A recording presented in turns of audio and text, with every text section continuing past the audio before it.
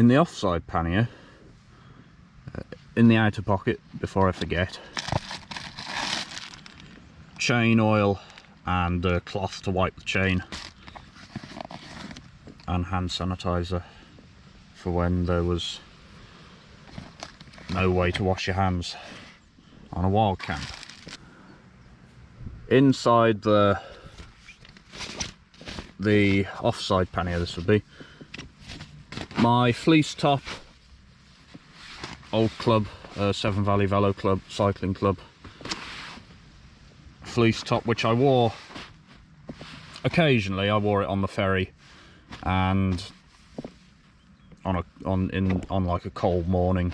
I also slept in this, and it was my fleece jacket to wander around town in, which made me look a bit conspicuous. And then a pair of my Nevica, they're advertised as skiing gloves, and they're also advertised as 100% waterproof, which they're not.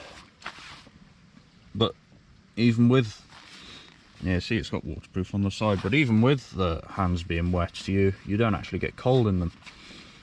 I didn't take, they do have inserts as well, so you can double layer them. I didn't take the inserts, but I did wear them one cold night. I think it was the Skibbereen night again, and then I think I wore them on the first night. But apart from that, I didn't need them.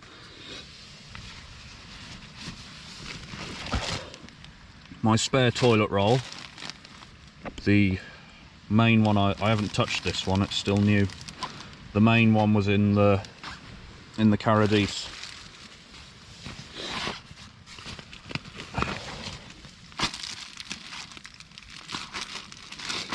Two spare inner tubes, Halford 700 28 to 38. Never used them. I never used them, not because I never had any punctures, it's just I had two other spare inner tubes in the main toolkit, which I'll get to in a minute. So, bag of clothes in a trespass dry bag. I'll get to what I'm wearing. So I've got a pair of green sealskins on. They were my dad's. They're starting to show their age a bit, and they showed a bit more age after they came out of the tumble dryer in Cork, so I never tumble dried them again. You can see the inner layer and the outer layer are starting to come apart a bit, and you can feel in the heel you have to put them on right, otherwise you'll get like the two layers won't match up and they'll be uncomfortable. But they're still waterproof, I think. Yeah, no, I'm fairly sure they're still waterproof. Not enough rain to test them yet. Also, I wore these Endura shorts with a pair of pants underneath, just for hygiene. And while I was riding, I wore this 100 Climbs jersey by ASOS it is. I wore it every day while cycling. And then I did laundry probably once a week. I think it averaged out to that. No, Cork laundry on night 2. A laundry at Dingle. A laundry in Galway. And a laundry in Belfast. So that's the only laundries I had. So there were times when the clothing was a bit worse for wear, but apart from that, once I was riding I didn't really notice the clamminess, and there was no real body odour smell, so I think I got away with it alright.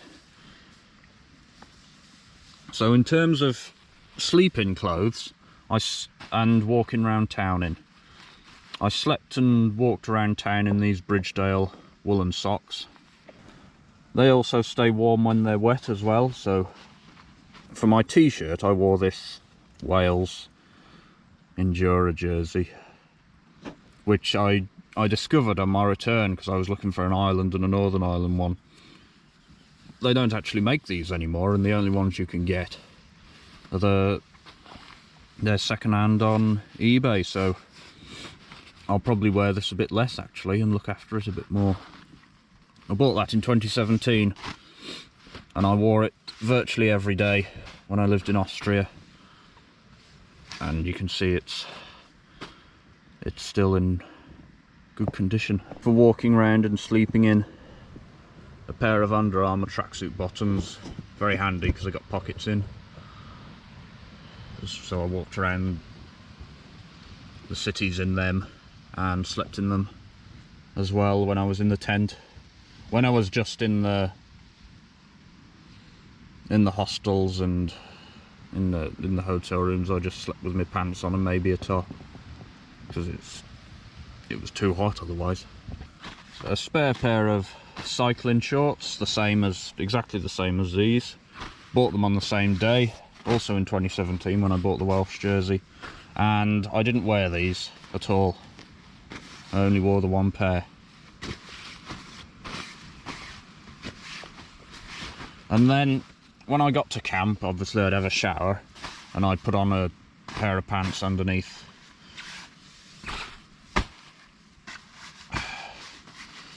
And then I'd sleep in those. So I took two spare pairs of pants. And then in the bottom of the pannier, orzo pasta bolognese meal. I bought the two which had the biggest number of calories on them, and that's the only thought I put into that. And this was bought in Galway. And then in here, I'd forgotten I'd got this as well. Zip ties, didn't need them, and cable cutters, which I also didn't need, even with all the mechanicals. And that completes the two panniers. So you've already seen this electronics bag in the outfit frame bag, along with the coat, gilet and leg warmers. And I'll just open it up and show you exactly what I took. So there's a little grey bag inside which contains GoPro batteries and spare SD cards for the GoPro and the main camera. They were in there. And then when a GoPro battery went flat, I'd stick it in here in the charger and then charge it up either from these two. I took two wall sockets, cables for them, and I also took, well, in this bag there were two 20,000 milliamp hour power banks. Both of them, well, I think I charged them when I got back, but I took a lot of power banks. And then this bag, I don't know what that was from, but I found that somewhere. I also have two other 20,000 milliamp hours in the saddle bag, different type, and I'll explain that in a minute. So, but I never ran out of electricity. I think I got down to half full, I think, on both of these and the other two, so never ran out of electricity. And then I bought this in Galway to write postcards, and then I used it from then on to annotate the maps. Nice black gel pen. I think that cost me €7. It was the cheapest pen in the shop, the gift shop in Galway. But it writes very well.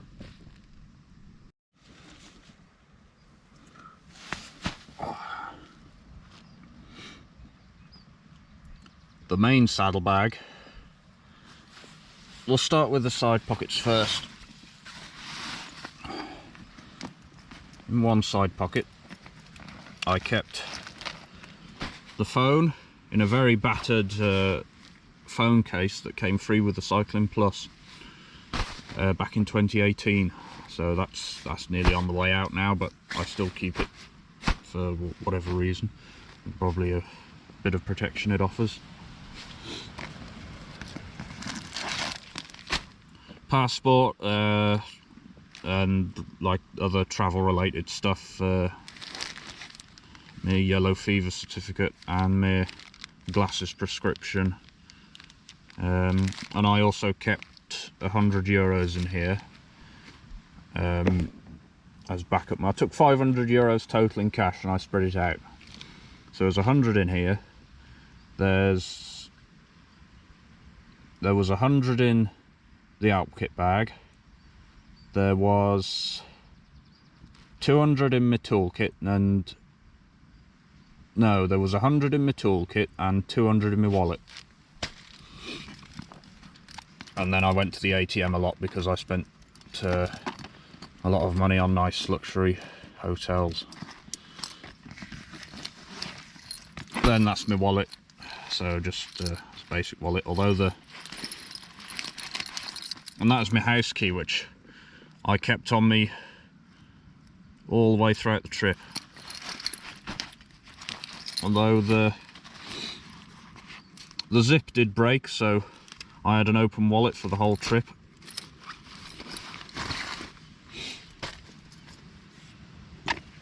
And I did drop a few coins, but never lost a note, so that was good. That is a lighter. See, a lighter. Just still works actually. If you recognise the logo, it's wearing off. That's when I lived in Salzburg, there was an election on and there were all these political rallies being held in the beer hall, so I went to the Freedom Party of Austria rally and they were giving away free lighters.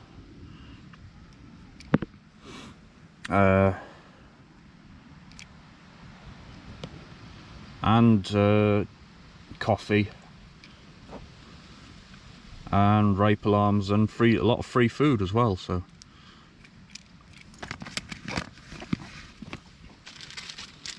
that's that pocket. On the other pocket is where I keep all my light in, so that you'll have seen. I use that quite a lot. That's from Lidl's. It's not a bicycle light, it's just a it's only red, and it's just various flashing reds, SOS red, steady red, various intensities.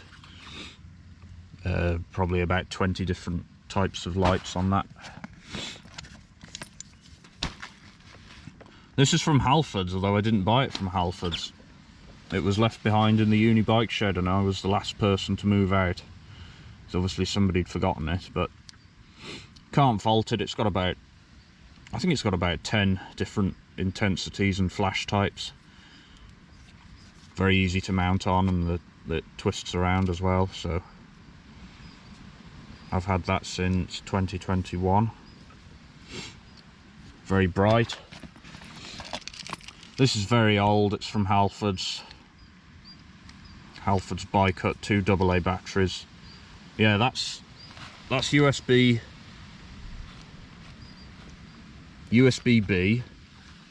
AAAs, AA's. Just flash and steady. It's not that bright, but it's a handy spare.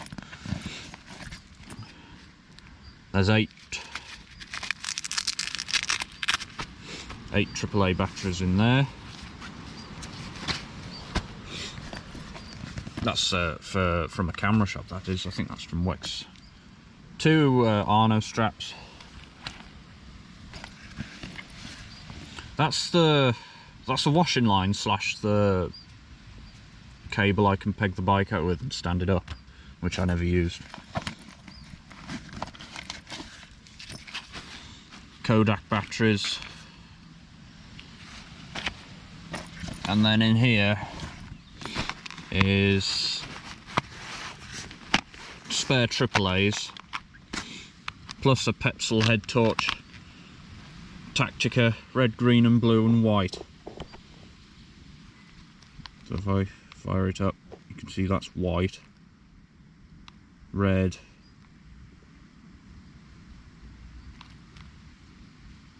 green,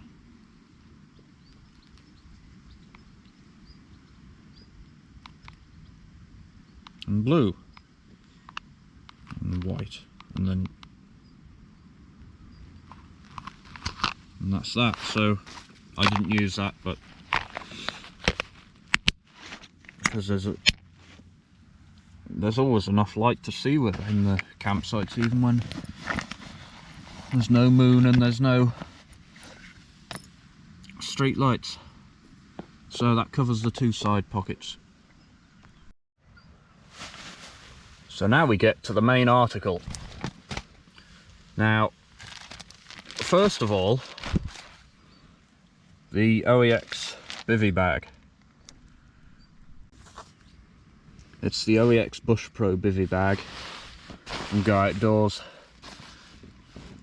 which I slept in the tent. I didn't have a sleeping bag or a sleeping mat, so I slept in this, in the Wales jersey and the Under Armour tracksuit bottoms and the Severn Valley top, fleece top, and the puffer jacket and waterproof trousers inside this, and was very comfortable actually.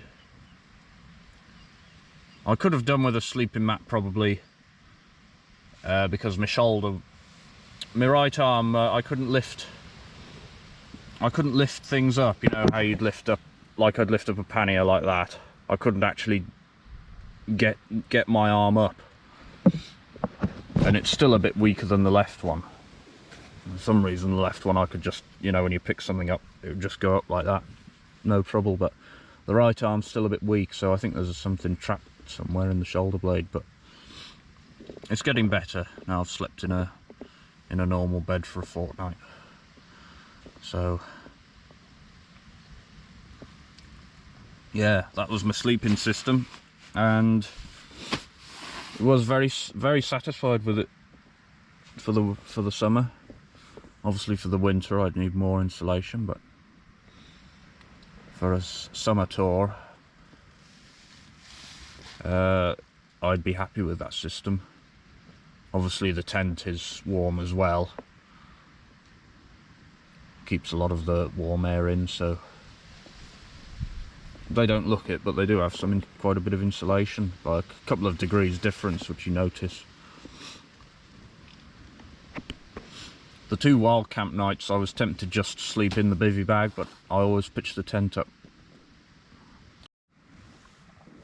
The bag is as it was when it arrived, except for this shoulder strap which I added. And then inside, I don't know why I took the map case, because it's obviously not waterproof at all, because it's worse for wear, but I took 4 maps of Ireland, all of this scale.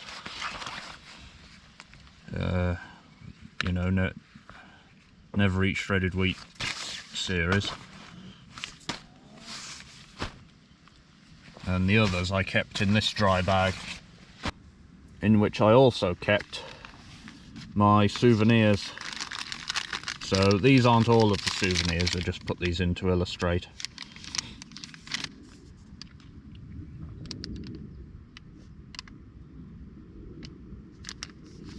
It was just the safest, most waterproof place to put them.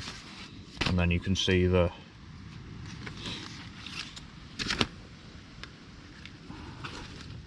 maps. It was a bit worse for wear, as to be expected, and then I used that pen after Galway to really research all the sites.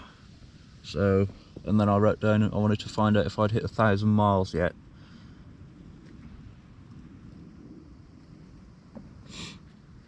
And I actually hit 1,000 miles on this N Road bypass in Letterkenny, opposite a Spar Shop filling station. 34 miles into the ride down from Rossan camping.